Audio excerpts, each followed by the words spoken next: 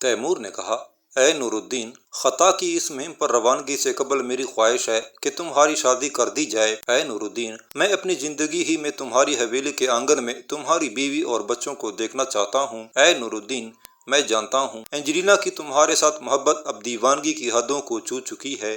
تم نے اگر اس سے شادی نہ کی تو وہ ایک لونڈی کی حیثیت سے بھی تمہارے ساتھ زندگی بسر کرنے اور تمہاری خدمت کرنے پر کمر بستہ ہے۔ تمہارے آنے سے تھوڑی دیر قبل یوحنا اور اینجلینا دونوں ہی میرے پاس بیٹھے ہوئے تھے۔ میں نے جب انہیں بتایا کہ نور الدین کے ساتھ اپنا معاملہ صاف کرنے کے لیے میں نے نور الدین کو بلایا ہے تو وہ دونوں باپ بیٹی بے حد خوش ہوئے تھے۔ اے نور الدین، وہ دونوں باپ بیٹی اب گھر واپس نہیں گئے، باہر محل کے احاطے یا باغ میں ہوں گے، اس لیے کہ وہ دونوں یہ جاننے کے لیے بے چین تھے کہ میں نے تمہارے متعلق کیا فیصلہ کیا ہے۔ میں نے انہیں کہا تھا کہ میں ابھی کچھ نہ کہوں گا، نور الدین کے آنے پر سب معاملات صاف ہو جائیں گے، اس لیے وہ دونوں باپ بیٹی یہیں کہیں رک کر تمہاری اور میری اس گفتگو کا انجام جاننے کی کوشش کریں گے۔ نور الدین، اب جب کہ اینجلینا تم سے خلوص دل کے ساتھ معافی بھی مانگ چکی ہے اور سب سے بڑھ کر یہ بات کہ وہ اسلام قبول کر چکی ہے، لہٰذا وہ ہر ایک سے بڑھ کر تمہاری حقدار ہے، لہٰذا میں خطا کی اس مہم پر روانگی سے قبل تمہاری حویلی کے آنگن میں بہار اور رونق دیکھنا چاہتا ہوں۔ اے میرے عزیز، میں چاہتا ہوں کہ خطا کی مہم پر روانگی سے قبل تم اینجلینا سے شادی کر لو اور پھر وہ تمہاری بیوی کی حیثیت سے تمہارے ساتھ خطا کی مہم میں شامل ہو۔ اب بولو نور الدین، تم اس معاملے میں کیا کہتے ہو؟ تھوڑی دیر تک نور الدین نے اپنی گردن جھکائے رکھی، پھر اس نے مدھم سی آواز میں کہا، اے آقا، جو کچھ میں آپ سے کہنے والا ہوں شاید یہ آپ کے لیے تعجب خیز اور دکھ کا باعث بھی ہو۔ اے آقا، میں شادی کر چکا ہوں، میری بیوی اسی سمرقند کی شہر کی رہنے والی ہے اور اب تو اس سے میرا ایک بیٹا بھی ہے جس کا نام عماد الدین ہے اور یہی نام میرے باپ کا بھی تھا۔ تیمور نے چونکتے ہوئے اور تقریباً اچھل کر سیدھا ہو کر بیٹھتے ہوئے حیرت زدہ آواز میں پوچھا، تم نے شادی بھی کر لی، تمہاری بیوی سمرقند شہر میں ہی رہتی ہے، تمہارا بیٹا بھی ہو گیا اور مجھے یعنی تیمور کو خبر تک نہیں ہے۔ اے نور الدین، تو نے کب شادی کی؟ تمہاری بیوی کون ہے؟ وہ کہاں رہتی ہے؟ نور الدین نے اس بار گردن سیدھی کی اور کہا، اے آقا، میں نے سلطان بایزید کی مہم پر روانگی سے قبل شادی کر لی تھی، اب تو میرا بیٹا چلنے پھرنے بھی لگا ہے، میری بیوی ایک غریب گمنام لڑکی ہے، وہ کون ہے، کہاں رہتی ہے، یہ میں آپ کو بعد میں بتاؤں گا۔ اس بار تیمور نے زور دے کر پوچھا، پر تم نے اسے چھپا کیوں رکھا ہے؟ اسے تم اپنے ساتھ اپنی حویلی میں کیوں نہیں رکھتے اور تم نے گمنام طریقے سے شادی کیوں کی؟ مجھے اس میں شامل کیوں نہیں کیا؟ نور الدین نے مدھم اور نرم آواز میں کہا، اے آقا، یہ سارے کام میں نے ایک دور اندیشی کے تحت کیے ہیں، میں سمجھتا ہوں آپ کے سارے سوالوں کے جواب کا وقت ابھی تک نہیں آیا، پر ساتھ ہی ساتھ میں آپ سے یہ وعدہ بھی کرتا ہوں کہ خطا کی اس مہم کے بعد میں تفصیل کے ساتھ آپ کو ان سوالات کا جواب دوں گا، بلکہ میں اپنی بیوی اور اپنے بیٹے دونوں کو آپ کے سامنے لا کھڑا کروں گا۔ مجھے امید ہے کہ اب آپ اس سے متعلق مزید جاننے پر زور نہ دیں گے۔ اے آقا، میں اینجلینا کے حالات سے بے خبر نہیں ہوں اور آپ کو یقین دلاتا ہوں کہ اس کے ساتھ بھی انصاف ہی کروں گا۔ تیمور چند ثانیوں تک گردن جھکائے سوچتا رہا، پھر بولا، اے نور الدین، خطا کی یہ مہم ہماری گزشتہ ساری مہموں سے مختلف ہوگی۔ پہلی جنگوں میں میرا بیٹا شاہ رخ اور میرے پوتے میرے ہمرکاب ہوا کرتے تھے، لیکن اس بار شاہ رخ خراسان میں، پیر محمد ہندوستان میں اور محمد سلطان تو ہمیشہ کے لیے ساتھ چھوڑ چکا ہے۔ رہا خلیل تو میری نگاہوں میں اس کی کوئی قدر و منزلت نہیں، حالانکہ اس کی ماں اس کوشش میں ہے کہ میں خلیل ہی کو اپنا ولی عہد مقرر کر لوں، جبکہ ایسا ناممکن ہے۔ اے نور الدین، اپنے سارے بیٹوں میں سے مجھے سب سے زیادہ محبت جہانگیر سے تھی اور اس کے بعد شاہ رخ سے ہے۔ میں نے جہانگیر کو ہی اپنا ولی عہد بنانے کا عزم کیا تھا اور موت نے اسے مجھ سے چھین لیا۔ جہانگیر کے بعد میں نے اس کے بیٹے محمد سلطان کو اپنا ولی عہد بنانے کا فیصلہ کیا تھا، پر موت نے اسے بھی مجھ سے چھین لیا۔ اے نور الدین، اب تم ہی میرے دست راست ہو، لہٰذا میں خطا کی اس مہم پر کوچ کرنے سے قبل تمہیں یہ وصیت کرتا ہوں کہ میرے بعد پیر محمد میرا جانشین ہوگا۔ میرے اس فیصلے کو ابھی عام نہ کرنا ورنہ کئی غلط فہمیاں اٹھ کھڑی ہوں گی، لہٰذا یہ فیصلہ فی الحال میرے اور تمہارے درمیان ایک راز کی حیثیت سے مخفی رہے گا۔ نور الدین نے پرعزم آواز میں کہا، اے آقا، آپ بے فکر رہیں، جب تک آپ چاہیں گے آپ کا یہ فیصلہ میرے اور آپ کے درمیان ایک راز ہی بن کر رہے گا۔ نور الدین کے خاموش ہونے پر تیمور نے کہا، اے میرے عزیز، تو پھر جاؤ اور خطا کی مہم کے لیے اپنی تیاریاں شروع کر دو۔ گو آج برف باری اپنی عروج پر ہے، پر اس کی پرواہ کیے بغیر ہم چند ہی روم یہاں سے خطا کی طرف کوچ کریں گے۔ اس کے ساتھ ہی نور الدین وہاں سے اٹھ کر چلا گیا تھا۔ تیمور سے ملنے کے بعد نور الدین کو اپنی حویلی کے کمرے میں آ کر بیٹھے کچھ بہت زیادہ دیر نہ گزری تھی کہ اینجلینا کمرے میں داخل ہوئی۔ وہ نور الدین کے لیے کھانے کے برتن اٹھائے ہوئے تھی۔ فرش پر اس نے چادر بچھائی اور نور الدین کو مخاطب کر کے اس نے کہا، اے امیر، آئیے کھانا کھائیے۔ نور الدین نے منہ سے کچھ نہ کہا، بس خاموشی سے اٹھ کھڑا ہوا، فرش پر بچھی چادر پر بیٹھ گیا۔ اینجلینا بھی وہاں بیٹھ گئی۔ تھوڑی دیر تک وہ غور سے نور الدین کی طرف دیکھتی رہی، پھر بولی، اے امیر، مجھے آپ کے ایک انکشاف سے دکھ ہوا ہے اور آپ کے ایک عزم سے خوشی بھی ہوئی ہے، اور اے امیر کاش۔ نور الدین نے فوراً اس کی بات کاٹتے ہوئے پوچھ لیا، اے اینجلینا، تم کس انکشاف، کس عزم، کیسی خوشی اور کیسی دکھ کی بات کر رہی ہو؟ نور الدین کے اس استفسار پر اینجلینا خستہ و درماندہ سی آواز میں بولی، اے امیر، میں اور میرے بابا ابھی امیر تیمور سے مل کر آئے ہیں۔ میں خوش ہوں کہ انہوں نے آپ کے ساتھ سمجھوتا کر کے آپ کی اسیری کا خاتمہ کر دیا ہے۔ آپ اور امیر تیمور کے درمیان وہاں جو گفتگو ہوئی، امیر تیمور نے اسے بھی مجھے آگاہ کر دیا ہے۔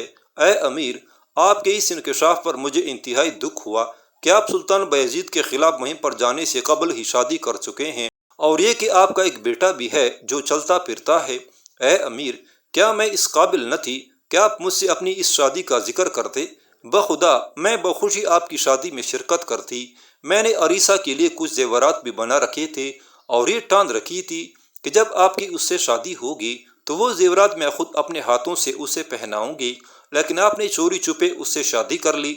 اور اے امیر، اس پر مزید ظلم آپ نے یہ کیا کہ آپ نے اپنی بیوی اور اپنے بچے دونوں کو گوشہ گمنامی میں ڈال رکھا ہے، انہیں اپنی حویلی تک میں نہ لائے۔ اے امیر، آپ کو چاہنے سے قبل میری ذات تو ایک بے لگام گھمنڈ جیسی تھی۔ گو شروع میں آپ کو ٹھکرا چکی تھی۔ جب آپ نے اپنے آپ کو ثابت کیا تو آپ سے میری محبت بے دھڑک اور پختہ ہو گئی۔ آپ کی محبت ہی نے مجھے ایک آئینہ دار حقیقت اور پیکر وفا و محبت میں تبدیل کر کے رکھ دیا۔ آپ کی محبت نے ہی میری سانسوں میں مہک اور میرے دل کی پہنائیوں میں حکایات شبنم کی سی امیدیں بر کر رکھ دی تھیں۔ اے امیر، میں نے تو اپنی تقدیر کی لوحوں تک کو آپ کے نام منسوب کر کے رکھ دیا تھا، پر آپ نے یہ کیا کر دیا؟ مجھے اعتبار کے قابل تک نہ جانا۔ کیا آپ سمجھتے ہیں کہ عریسہ کے ساتھ آپ کی شادی پر مجھے دکھ اور غم ہوتا اور میں اس شادی کو ٹالنے کا باعث بنتی؟ نہیں، بخدا ہرگز نہیں۔ عریسہ کو تو میں نے اپنے دل میں بہنوں جیسا عزیز و محترم بنا لیا تھا۔ آپ نے مجھ پر تلخ حقیقتوں کے انبار ڈال دیے ہیں۔ اینجلینا بیچاری اس سے آگے کچھ نہ کہہ سکی، کیونکہ پہلے اس کی آنکھوں میں نمی نمودار ہوئی، پھر اشکوں کے سحاب اس کی آنکھوں سے بری طرح برس رہے تھے۔ نور الدین نے فوراً اینجلینا کو تسلی دینے کے انداز میں کہا، اے اینجلینا، ذرا یہ تو سوچو، میری اس شادی سے صرف تم ہی بے خبر نہیں ہو، بلکہ کوئی بھی نہیں جانتا کہ میں نے شادی کی ہے۔ حتیٰ کہ امیر تیمور کو بھی آج سے پہلے خبر نہ تھی کہ میں شادی کر چکا ہوں۔ اپنی شادی کو میں نے ایک مصلحت کے تحت صیغہ راز میں رکھا ہے، اور یہ مصلحت کیا تھی، اس سے میں خطا کی مہم سے واپسی پر تمہیں اطلاع دوں گا، اور مجھے امید ہے کہ تم ضرور مطمئن ہو کر اس رویے سے اتفاق کرو گی۔ اور ہاں، یہ تو کہو، تمہیں میرے کس عزم سے خوشی ہوئی ہے؟ اینجلینا نے اپنے آنسو پونچھتے اپنے آپ کو سنبھالا، پھر کہا، آپ نے امیر تیمور سے کہا تھا کہ میں اینجلینا سے انصاف کروں گا، بس آپ کا یہی عزم میری خوشی کا باعث ہے۔ اور اے امیر، میں اس خطا کی مہم میں آپ کا ساتھ دینے کا فیصلہ کر چکی ہوں۔ نور الدین نے غور سے اینجلینا کی طرف دیکھا، پھر اس کے لبوں پر مسکراہٹ نمودار ہوئی، اور اس کے ساتھ ہی اس نے کہا، اے اینجلینا، آج تم میرا ایک کام کرو گی؟ اینجلینا نے ایک وارفتگی سے کہا، آپ مجھ سے پوچھتے کیوں ہیں؟ آپ مجھے حکم دے سکتے ہیں۔ بخدا اینجلینا تو آپ کے لیے اپنی جان بھی نچاور کر سکتی ہے۔ نور الدین نے جھٹ کہہ دیا، آؤ پھر آج دونوں مل کر کھانا کھائیں۔ نور الدین کے ان الفاظ پر اینجلینا ایک دلکش و حسین حقیقت جیسی ہو کر رہ گئی تھی۔ دنیا بھر کی خوشیاں اور مسرتیں اس کے چہرے پر رقص کرنے لگی تھی۔ پھر اس نے شرماتی ہوئے مدھم سی آواز میں کہا، اے امیر، اب مجھے آپ سے کوئی شکوہ، کوئی گیلا نہیں رہا۔ پھر اینجلینا وہاں بیٹھ کر نور الدین کے ساتھ کھانا کھا رہی تھی۔ نومبر کے مہینے میں جب کہ زمین پر ہر طرف برف ہی برف دکھائی دے رہی تھی، تیمور نے اپنے 2 لاکھ کے لشکر کے ساتھ سمرقند سے خطا کی سرزمینوں کی طرف کوچ کیا اپنے بعد تیمور نے اپنے ایک سردار ارغون شاہ کو سمرقند کا حاکم مقرر کیا۔ اس بار لشکر کی ترتیب بھی مختلف تھی۔ تیمور نے اپنے پاس وہ لشکر رکھا جو کبھی اس کے پوتے محمد سلطان کی کمانداری میں ہوا کرتا تھا۔ میمنہ کا سالار شہزادہ خلیل کو بنایا گیا۔ میسرہ شاہ رخ کے بڑے بیٹے اور تیمور کے جوان سال پوتے الغ بیگ کی کمانداری میں تھا۔ ان کے علاوہ لشکر کا قلب، مقدمۃ الجیش اور رقب لشکر تینوں کا سالار نور الدین کو مقرر کیا گیا تھا۔ گزشتہ جنگوں میں جس طرح تیمور اپنے بیٹے شاہ رخ کو ہمہ وقت اپنے ساتھ رکھتا تھا، اس کوچ کے دوران وہی اہمیت اور وہی توقیر وہ نور الدین کو دے رہا تھا۔ اس مہم میں تیمور نے اپنی ملکہ سرائے خانم کو بھی اپنے ساتھ رکھا تھا۔ اس کے علاوہ لشکر میں شامل دیگر سرداروں اور عام لشکریوں کی بیویاں اور بیٹیاں بھی ان کے ساتھ تھیں۔ یوحنا اور انجلینا بھی حسب سابق لشکر میں شامل تھے۔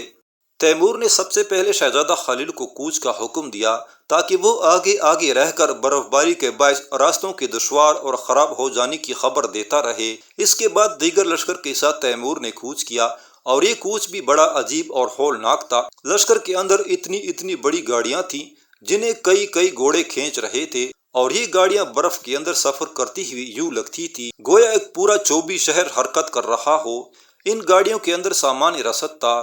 چونکہ برف باری کے باعث راستے میں کھانے پینے کی کوئی شے میسر آنے کی امید نہ تھی، لہٰذا ان بڑی گاڑیوں کو سامان رسد سے تیمور نے بھر دیا تھا تاکہ راستے میں لشکر کو کسی قسم کی دشواری کا سامنا نہ ہو۔ سمرقند شہر سے ذرا فاصلے پر جا کر تیمور نے ایک بار پلٹ کر شہر کی طرف دیکھا اور پہلی بار اسے اپنے بوڑھے اور کمزور ہو جانے کا احساس ہوا، کیونکہ نگاہ کمزور ہونے کے باعث اسے سمرقند کے مینار اور گنبد صاف دکھائی نہ دیے تھے۔ جب یہ لشکر مشہور درہ بند امیر سے گزر کر آگے شمالی سطح مرتفع کی طرف بڑھنا شروع ہوا تو برف باری شروع ہو گئی تھی۔ زمین کا سینہ سفید اور یخ بستہ ہو گیا تھا، کچھ اس طرح گویا پوری دنیا برف سے سفید ہو گئی ہو۔ کوہستانی ندیاں جم گئی تھیں، چشمے منجمد ہو کر رہ گئے تھے اور راستوں پر جا بجا برف کے تودے کڑے ہو گئے تھے۔ سردی کے باعث گھوڑے مرنے لگے تھے۔ کچھ سرداروں نے واپس جانے کا مشورہ دیا، پر تیمور نے واپس جانے سے قطعی انکار کر دیا، بلکہ اس نے آگے بڑھنے کے لیے وہ راستہ تبدیل کر لیا جس راستے پر اس سے آگے شہزادہ خلیل میمنہ کے ساتھ سفر کر رہا تھا۔ شہزادہ خلیل اپنے میمنہ کے ساتھ اس برف باری سے بچنے کے لیے سنگ نام کے ایک سرمائی شہر میں اپنے لشکر کے ساتھ قیام کر چکا تھا۔ تیمور کا خیال تھا کہ وہ آگے بڑھتے ہوئے اترار شہر سے باہر کھلے میدانوں کے اندر خیمہ زن ہوگا اور موسم ٹھیک ہو جانے پر وہ قاصد بھیج کر شہزادہ خلیل کو بھی اس کے میمنہ کے ساتھ وہاں بلا لے گا، اور اس طرح موسم کھل جانے کے بعد پورا لشکر متحد ہو کر خطا کی سرزمینوں کی طرف بڑھے گا۔ لیکن برف باری کے باعث کوہستانوں کے اندر سفر بڑا دشوار ہو گیا تھا۔ کئی مقامات ایسی بھی آئے کہ برف پر نمدے بچھا کر ان کے اوپر سے گاڑیوں کو گزارنا پڑا تھا، کیونکہ گاڑیاں برف میں دھنس جاتی تھی اور گھوڑے انہیں کھینچ نہ سکتے تھے۔ بہرحال چاروں طرف پھیلی ہوئی برف کے اندر یہ گاڑیاں ایک لمبی سیاہ لکیر کی صورت میں آگے بڑھ رہی تھی۔ سردی اس قدر سخت اور جان لیوا ہو گئی تھی کہ آگے بڑھنا ناممکن لگتا تھا۔ بہرحال تیمور آگے بڑھتا رہا اور دریائے سیر کے اوپر برف کی اس قدر تہ جمی ہوئی تھی کہ لشکر اس کے اوپر سے گزر کر اترار شہر کی طرف بڑھا۔ تیمور نے اترار شہر سے باہر کھلے میدانوں کے اندر پڑاؤ کر لیا اور آنن فانن وہاں خیموں اور لکڑیوں کے چکڑوں کا ایک شہر سا آباد ہو کر رہ گیا تھا۔ تیمور کا ارادہ تھا کہ وہ چند یوم تک ان میدانوں کے اندر قیام کرے گا اور جب برفانی طوفان تھم جائیں گے تو وہ دوبارہ خطا کی طرف کوچ کرے گا، لیکن تیمور کو اس سے آگے بڑھنا نصیب نہ ہوا، کیونکہ اترار کے میدانوں میں وہ بیمار ہو گیا، اور یہ بیماری موت کی بیماری تھی جو دن بدن بد سے بدتر ہوتی چلی گئی۔ آخر ملک الاتباع مولائے تبریز نے یہاں تک کہہ دیا کہ اب بچنے کی کوئی امید نہیں ہے۔ تیمور کی بیوی ملکہ سرائے خانم انجلینا اور کچھ دیگر قریبی عورتیں ہمہ وقت تیمور کی دیکھ بھال میں مصروف ہو گئی تھیں۔ تیمور بھی جان گیا تھا کہ اب اس کا آخری وقت آ گیا ہے، لہٰذا اس نے تیمور اور شاہ رخ کے بیٹے الغ بیگ کو طلب کیا۔ جس وقت نور الدین اور الغ بیگ تیمور کے عظیم الشان خیمے میں داخل ہوئے، اس وقت تیمور کے پاس ملکہ سرائے خانم انجلینا اور شاہی طبیب مولائے تبریز بیٹھے ہوئے تھے۔ تیمور اس وقت اپنے بستر پر آنکھیں بند کیے بستر پر بے سدھ پڑا ہوا تھا۔ ملکہ سرائے خانم نے جب اسے نور الدین اور الغ بیگ کے آنے کی اطلاع کی تو تیمور نے آنکھیں کھول کر دیکھا اور اشارے سے اس نے دونوں کو اپنے قریب بیٹھنے کو کہا۔ نور الدین اور الغ بیگ اس کے قریب بیٹھ گئے۔ چند ثانیوں تک تیمور آنکھیں بند کر کے کچھ سوچتا رہا، پھر بولا، اے نور الدین، میری حالت مجھے بتاتی ہے کہ میں بچوں گا نہیں، لہٰذا تمہاری اور الغبے کی موجودگی میں اپنی موت سے پہلے میں اپنے بیٹے جہانگیر کے پسر پیر محمد کو اپنا جانشین مقرر کرتا ہوں۔ نور الدین، آج اور ابھی چند قاصد ہندوستان کی طرف بھجواؤ اور پیر محمد کو میرا یہ پیغام دو کہ وہ فوراً سمرقند پہنچے تاکہ فوجی اور انتظامی معاملات پر اسے مکمل اختیار حاصل ہو۔ میں تم دونوں کو حکم دیتا ہوں کہ تم اپنی زندگیاں اس کی خدمت کے لیے وقف کر دینا، ہر ممکن طریقے سے اس کی مدد کرتے رہنا، اور سمرقند کی طرح مملکت کے دور دراز صوبے بھی اس کے ماتحت ہونے چاہیے۔ اے نور الدین، اگر تم نے پیر محمد کی پوری طرح مدد و اعانت نہ کی تو یاد رکھو، تخت و تاج کے حصول کی خاطر میرے اقربا میں ایک نہ ختم ہونے والی جنگ شروع ہو جائے گی۔ کاش اس وقت شاہ رخ یہاں ہوتا اور میں اسے آخری بار دیکھ ہی سکتا۔ چند ساعتوں تک تیمور پیر خاموش رہا، پھر دوبارہ اس نے نور الدین کو مخاطب کرتے ہوئے مدم اور بکری بکری آواز میں کہا، اے نور الدین، تم دیکھتے ہو 400 برف کی چادر پھیلی ہے، سیم پیکر آبشاریں اور چشمے منجمد ہو چکے ہیں، اونچے کوہساروں کے سینے برف سے روپوش ہیں، موت کے سائے مجھ پر گمبھیر رات اور ہیبت ناک سناٹوں اور شب کے سوداگروں کی طرح وارد ہونے لگے ہیں۔ میری روح بندش کے ہر اظہار کا خاتمہ کر کے جسم کی قید سے آزاد ہونے والی ہے۔ آہ، وقت کے منجدہار میں تغیرات کی ان رصدگاہوں کے فیصلے بھی کیا عجیب ہوتے ہیں۔ انسان ساری زندگی اپنے مقدرات سے جنگ کرتے کرتے آخر تاریک ساگر میں ڈوبنے والے ستاروں کی مانند کھو جاتا ہے، بکھری پتیوں کے لاشوں، ویران گزرگاہوں اور دیمک لگے در و بام جیسا ہو جاتا ہے۔ اے نور الدین، تو نے میرے ساتھ وعدہ کیا تھا کہ خطا کی مہم سے واپسی پر تو مجھے اپنی بیوی سے متعلق ساری تفصیل بتا دے گا۔ اے میرے عزیز، اب جب کہ موت کے بے عکس حوالے مجھ سے تانگ جانگ کر رہے ہیں، مجھے تفصیل کے ساتھ اپنی بیوی سے متعلق کہو کہ مجھے اطمینان ہو۔ نور الدین کی گردن چند ساعتوں تک جھکی رہی، پھر اس نے کہنا شروع کیا، اے آقا، جب سمرقند شہر میں ایک غلام کی حیثیت سے پہلی بار مجھے آپ کے سامنے پیش کیا گیا اور میں نے آگ بوغا سے مقابلہ جیتا تو میں بے حد خوش اور پرسکون تھا کہ آپ نے میری قدر شناسی اور حوصلہ افزائی کی تھی، پر جس وقت آپ نے میری اور انجلینا کی منگنی کی بات کی اور انجلینا نے مجھے غلام ابن غلام کہہ کر میری زندگی کا ساتھی بننے سے انکار کر دیا، تب میرا دل ٹوٹا اور مجھے احساس ہوا کہ اصل میں آزادی ہی آزادی کا جوہر ہے، اور یہ کہ غلامی زیست کی بدترین اور تکلیف دہ دھند ہے جس میں ایک انسان اپنی زندگی کی راہیں خود متعین کرنے پر قادر نہیں ہے۔ ان خیالات نے میرے ذہن میں قسمت کے پیالوں کا زہر بھر دیا اور میں سکون کی تلاش میں اکثر سمرقند کے شہر کے مضافات میں چلا جاتا تھا۔ اے آقا، ایک روز میں سمرقند کے مغربی جانب کوہستانی سلسلے کی طرف گیا تو میں نے دیکھا 2 جوان ایک چٹان کی اوٹ میں کھڑے کچھ ساز باز کر رہے تھے۔ ان دونوں کے گھوڑے بھی ان کے قریب ہی گھنی جھاڑیوں کے اوٹ میں کھڑے تھے اور وہ دونوں بار بار چٹان کے اوپر سے کسی کو دیکھنے کی بھی بےتابانہ کوشش کر رہے تھے۔ مجھے تجسس اور جستجو ہوئی کہ آخر یہ دونوں اوٹ میں رہ کر کسی دیکھنے کی کوشش کر رہے ہیں، لہٰذا میں نے بھی وہاں گھنے درختوں کے ایک جھنڈ کے اندر اپنے گھوڑے کو باندھ دیا اور ان دونوں سے دائیں جانب ذرا فاصلے پر ایک چٹان کی طرف بڑھا۔ میں نے جب چٹان کے اوپر سے اس سمت دیکھا جدھر وہ دونوں دیکھ رہے تھے تو میں نے دیکھا وہاں وادی کے اندر ایک لڑکی بیڑوں کا ایک بہت بڑا ریوڑ چرا رہی تھی۔ وہ لڑکی اکیلی تھی، وہ لڑکی آئینے میں دلے عکس اور پانی میں جلتے چراغ جیسی حسین تھی۔ تھوڑی دیر بعد جب وہ معصوم بولی بالی اور کمسن لڑکی اپنے بیڑوں کے ساتھ ادھر ادھر بھاگتی ہوئی اس چٹان کے قریب آئی جس کے نیچے وہ دونوں جوان چپ کر بیٹھے ہوئے تھے تو وہ دونوں اوٹ سے نکلے اور دونوں نے آگے بڑھ کر زبردستی اس لڑکی کے بازو پکڑ لیے۔ وہ لڑکی بیچاری انتہائی بے بسی اور لاچارگی میں رونے اور شور کرنے لگی تھی، پر اس وادی میں کوئی بھی اس کی مدد کو آنے والا نہ تھا۔ وہ محرومیوں کی داستان اور مسمار خوابوں کی سی حالت میں چیخ و پکار کرنے کے ساتھ ساتھ بار بار ہاتھ جوڑ کر ان سے رحم کی اپیل کرتی جا رہی تھی۔ آہ آقا، اس وقت اس لڑکی کی حالت، اس کی بے بسی، اس کی لاچارگی پر میں بڑا رویا تھا۔ مولا تبریز نے بے چین ہو کر پوچھا، اے امیر نور الدین، کون تھی وہ لڑکی اور آپ نے اس وقت کیا کردار ادا کیا؟ ذرا رک کر نور الدین پھر کہہ رہا تھا، جس وقت وہ دونوں جوان اوٹ سے نکل کر اس لڑکی کی طرف بڑھے تھے اس وقت مجھے ایسا لگا تھا جیسے 2 درندے ایک ساتھ کسی غزال پر حملہ آور ہونے کو لپکے ہوں۔ اس وقت میرے اندر کا انسان جو کسی بھی دور میں غلام نہ تھا وہ اس منظر پر ایک وحشی جلاد کی صورت اختیار کر گیا۔ پس میں اپنی تلوار سونت کر آگے بڑھا اور انہیں لڑکی کو چھوڑ دینے کے لیے کہا۔ اس پر وہ دونوں سنبھل گئے۔ لڑکی کو انہوں نے چھوڑ دیا اور مجھ سے نمٹنے کے لیے انہوں نے اپنی تلواریں کھینچ لی تھی۔ لڑکی کو جب یہ احساس ہوا کہ میں اس کی مدد کو آیا ہوں تو وہ مطمئن سی ہو کر ایک طرف ہٹ کر کھڑی ہو گئی تھی۔ پس وہ دونوں جوان مجھ سے ٹکرائے۔ اس کشمکش میں ان دونوں کو قتل بھی کر سکتا تھا، پر میں نے ان دونوں کے وہ ہاتھ کاٹ دینے پر ہی اکتفا کیا تھا جن ہاتھوں سے انہوں نے اس لڑکی کے بازو پکڑے تھے۔ پھر انہیں وہاں سے جانے کی اجازت دے دی تھی۔ وہ دونوں جب تکلیف و کرب میں بلبلاتے ہوئے وہاں سے چلے گئے تب وہ لڑکی میرے پاس آئی اور اپنے آلوچے لبوں پر نوید صبح جیسی مسکراہٹ بکھیرتے ہوئے اس نے اپنی شہد گھولتی آواز میں مجھ سے میرے متعلق پوچھا۔ میں نے اسے اپنے متعلق بتایا۔ پھر میں نے اس کا نام پوچھا تو اس نے بتایا کہ اس کا نام عریسہ ہے۔ میں نے جب اس سے یہ پوچھا کہ وہ اتنا بڑا ریوڑ اکیلے کیوں چراتی ہے تب وہ لڑکی اے میرے آقا جنگل کے تنہا درخت اور سرما کے ڈوبتے زرد چاند کی طرح اداس ہو گئی تھی۔ اس نے مجھے بتایا کہ یہ ریوڑ ان کا نہیں ہے، اس کی ماں مر چکی ہے اور اس کا باپ سمرقند کے ایک رئیس کا غلام تھا۔ بھیڑوں کا وہ ریوڑ اسی رئیس کا تھا جسے اس کا باپ چرایا کرتا تھا۔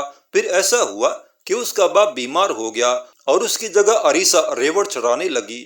میں نے بھی اسے اپنے متعلق تفصیل سے بتایا کہ کس طرح میں اور میرا باپ بھی دونوں ہی یکے بعد دیگرے ایک ایرانی رئیس کے غلام تھے، کیسے مجھے محترم سیف الدین نے خریدا اور کس طرح امیر تیمور نے میری عزت افزائی کی اور مجھے غلام نور الدین سے شیخ اور امیر نور الدین بنا کر رکھ دیا۔ میرے حالات سن کر وہ بے حد خوش ہوئی اور اس نے مجھے اس رئیس حویلی کا پتہ دیا اور خواہش کی کہ میں اس کے باپ سے ملوں۔ بہرحال میں اس کے باپ سے ملا۔ وہ مجھے دیکھ کر بے حد خوش ہوا کیونکہ عریسہ نے اسے پہلے ہی بتا رکھا تھا کہ کس طرح میں نے اس کی عزت کی حفاظت کی تھی۔ اے آقا، میں ان سے ملتا رہا۔ میں عریسہ کے پاس جا بیٹھتا جب وہ اکیلی ریوڑ چرا رہی ہوتی تھی۔ میری موجودگی میں وہ خوش رہتی اور اپنے آپ کو محفوظ خیال کرتی۔ میں نے اندازہ لگا لیا کہ وہ مجھے پسند بھی کرتی ہے۔ پھر اے آقا، میں نے ایسا کیا کہ اس رئیس کو رقم ادا کر کے ان دونوں باپ بیٹی کو آزاد کرا لیا اور شہر کے اندر انہیں ایک مکان لے دیا جس میں وہ دونوں رہنے لگے۔ میں اس کے باپ کا علاج کرانے لگا اور اکثر ان سے ملنے چلا جاتا تھا۔ میں نے عریسہ کو سمجھا رکھا تھا کہ وہ اپنے آپ کو فی الحال خفیہ رکھے اور میرے ساتھ تعلق کے حوالے سے وہ کسی کے سامنے نہ آئے۔ اس لیے جب کبھی بھی کوئی ملنے والا ان کے ہاں آتا تو وہ فوراً اٹھ کر درمیانی دروازے سے ہمسایوں کے ہاں چلی جایا کرتی تھی۔ بہرحال میرے تعلقات ان کے ساتھ مضبوط سے مضبوط تر ہوتے چلے گئے، یہاں تک کہ اس کے باپ کی رضامندی پر میری اور عریسہ کی شادی کر دی گئی۔ میری خواہش پر یہ شادی انتہائی سادگی اور خاموشی کے ساتھ کی گئی۔ کسی کو کان و کان خبر نہ ہوئی سوائے ہمارے ہمسایوں کے۔ شادی کے چند ہی دنوں بعد عریسہ کا باپ مر گیا اور اے آقا، اب میں ایک بیٹے کا باپ ہوں۔ جیسے میں بچپن میں خود غلام اور بے بس تھا ایسے ہی مجھے عریسہ بھی مل گئی، لہٰذا میں نے اس کے ساتھ شادی کو خفیہ رکھا، اور شادی کو خفیہ رکھنے کی ایک بڑی وجہ اور بھی تھی جو اس وقت میں آپ سے نہ کہوں گا۔ تیمور کی حالت سے ایسا لگتا تھا جیسے اس پر نزع کا عالم طاری ہو گیا ہو۔ نور الدین کی اس گفتگو کا اس نے کوئی جواب نہ دیا، بلکہ اس نے ڈوبتی اور لمحہ بلمحہ ختم ہوتی آواز میں اپنے آپ کو مخاطب کرتے ہوئے کہا، کاش میں عریسہ کو دیکھ سکتا کہ وہ میری بیٹی ہے، کاش میں اس مہم کو سر کر سکتا، کاش اپنے مقدر کی جنگ سے لڑنے سے پہلے میں نے صداقتوں کی امانت، ممبروں کی سربلندی اور مسجدوں کے وقار کا کوئی بڑا کام کیا ہوتا۔ تیمور کہتے کہتے خاموش ہو گیا۔ ایسا محسوس ہونے لگا تھا جیسے اس کی سانس ہی بند ہو گئی ہو۔ شاہی طبیب مولائے تبریز نے گھبرا کر تیمور کی نبض پر ہاتھ رکھا، پھر اس نے مدھم اور ٹوٹتی ہوئی آواز میں کہا، بات ختم ہو چکی ہے، آقا دم توڑ چکے ہیں۔ ملکہ سرائی خانم اور انجلینا زور زور سے رونے لگی تھی۔ نور الدین اور مولائے تبریز کی آنکھوں سے بھی اشکوں کے دہارے بہہ نکلے تھے۔ تھوڑی دیر نور الدین سنبھلا اور مولائے تبریز کو مخاطب کر کے اس نے کہا، آپ تھوڑی دیر یہیں بیٹھیں، میں لشکر کے دیگر سالاروں کو امیر تیمور کی مرگ سے مطلع کرتا ہوں کہ امیر تیمور کی خواہش کے مطابق ہمیں خطا کی مہم سر کرنے کے لیے پیش قدمی کرنی چاہیے یا واپس سمرقند کی طرف جانا چاہیے۔ اس کے ساتھ ہی نور الدین اٹھ کر خیمے سے باہر نکل گیا تھا۔